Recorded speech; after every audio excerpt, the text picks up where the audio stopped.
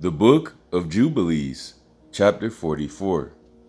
And Israel took his journey from Haran from his house on the new moon of the 3rd month, and he went on the way of the well of the oath, and he offered a sacrifice to I am of his father Isaac on the 7th of this month. And Jacob remembered the dream that he had seen at Bethel, and he feared to go down into Egypt. And while he was thinking of sending word to Joseph to come to him, and that he would not go down, he remained there 7 days, if perchance he should see a vision as to whether he should remain or go down. And he celebrated the harvest festival of the first fruits with old grain.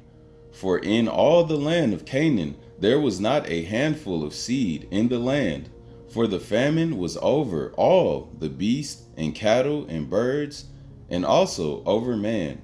And on the 16th the Most High appeared unto him, and said unto him, Jacob, Jacob. And he said, Here am I. And he said unto him, I am the power of thy fathers, the power of Abraham and Isaac. Fear not to go down into Egypt, for I will there make of thee a great nation. I shall go down with thee, and I shall bring thee up again, and in this land wilt thou be buried, and Joseph will put his hands upon thy eyes. Fear not, go down into Egypt. And his sons rose up, and his sons' sons, and they placed their father and their possessions upon wagons. And Israel rose up from the well of the oath on the 16th of this 3rd month, and he went to the land of Egypt. And Israel sent Judah before him to his son Joseph to examine the land of Goshen.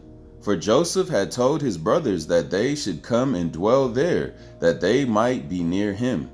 And this was the goodliest land in the land of Egypt, and near to him, for all of them, and also for the cattle. And these are the names of the sons of Jacob who went into Egypt with Jacob their father. Reuben, the firstborn of Israel, and these are the names of his sons: Enoch, and Palu, and Hezron, and Carmi, 5.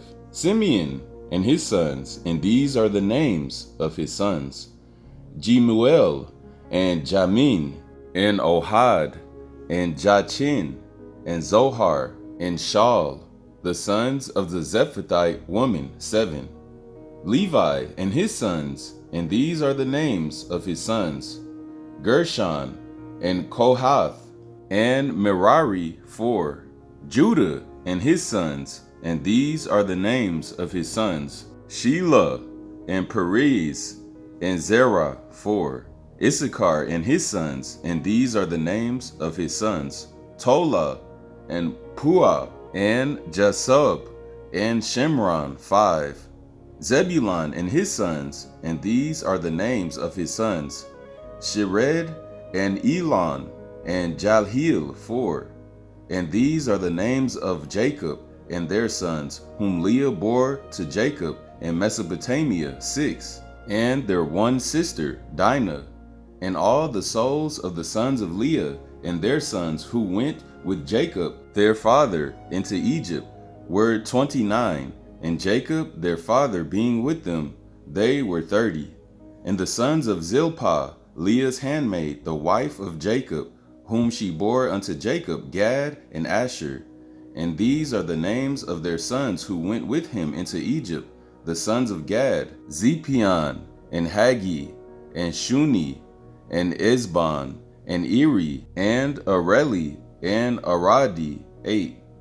And the sons of Asher, Imnah, and Ishva, and Ishvi, and Beriah, and Sirah, their one sister, 6. All the souls were 14, and all those of Leah were 44.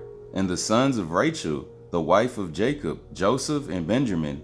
And there were born to Joseph in Egypt before his father came into Egypt those who Asenah, daughter of Potiphar, priest of Heliopolis, bare unto him: Manasseh and Ephraim, 3.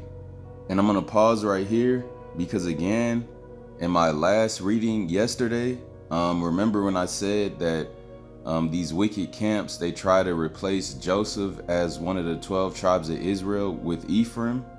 Well, Manasseh and Ephraim are actually Joseph's sons. So again, why would you replace the son with the father? You know what I'm saying? And that kind of sounds similar to what Christianity does. Christianity, they try to replace the son with the father, and that's wicked. Continuing. Because again, you're supposed to include the father and the son in the same breath. You're not supposed to just include the son and that's it. But all these Christians, all you hear is J this and J that. And y'all know who that J is. I'm not even going to repeat it, but continuing.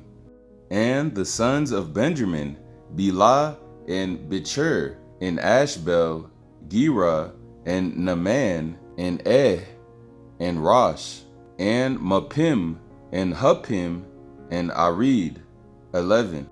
And all the souls of Rachel were 14.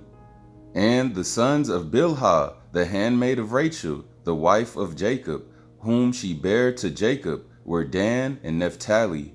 And these are the names of their sons who went with them into Egypt.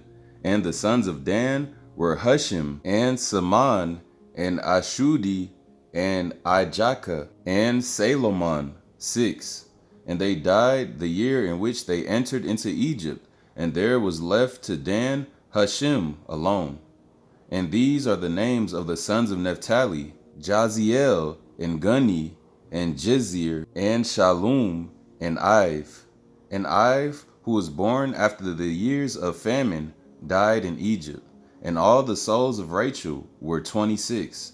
And all the souls of Jacob, which went into Egypt, were 70 souls. These are his children, and his children's children, and all 70. But 5 died in Egypt before Joseph, and had no children. And in the land of Canaan 2 sons of Judah died, and Onan, and they had no children.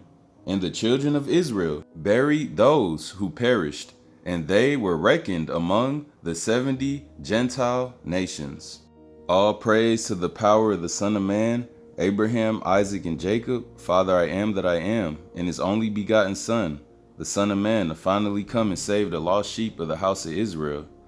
This was a beautiful chapter because it showed all of Jacob's sons as well as Jacob's sons' sons. And it shows how we very first got mingled in with the heathen nation. You know what I'm saying?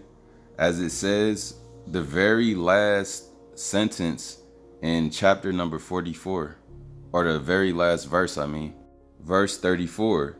And in the land of Canaan, 2 sons of Judah died, and Onan, and they had no children. And the children of Israel buried those who perished, and they were reckoned among the 70 Gentile nations. So basically, the 70 sons of Jacob basically mingled among the 70 Gentile nations. So it was 70 righteous and then 70 Gentiles. You know what I'm saying? And we got all mingled up in Egypt, and that's why, again, it's so hard nowadays to decipher real Israelites from imposters, you know what I'm saying, that look like Israelites, you know, might even sound like Israelites, but don't act like Israelites, you know what I'm saying? They still act in Gentile customs and do Gentile traditions. So only the Most High knows, you know what I'm saying, in discerning spirits. Only the Most High in your discerning spirit knows true Israel from, you know, imposters. And how you know is by their fruits, by their acts, by what they do, by what they say, you know what I'm saying, by what they practice. That's the only way you could find out. So again, Israel, if anybody ever tries to call you brother or do this and that, listen, try that spirit up. Make sure that spirit is 100% genuine and not an imposter, because imposters will take you down to the lake that burns forever and ever. All praise, Israel. Keep your head up. Keep your faith strong. Shalom.